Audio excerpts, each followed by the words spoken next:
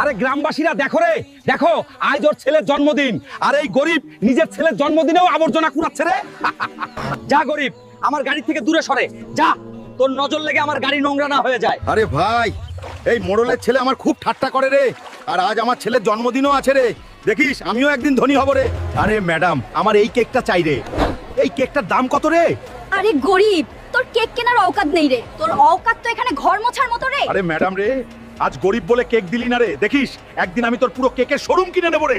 আরে রে, এখন আমি এত টাকা কোথা থেকে আনবো রে, যা দিয়ে আমার ছেলের জন্মদিন পালন করতে পারবো রে, আর ওই মোড়লের ছেলেকে তার অওকাত দেখাতে পারবো রে।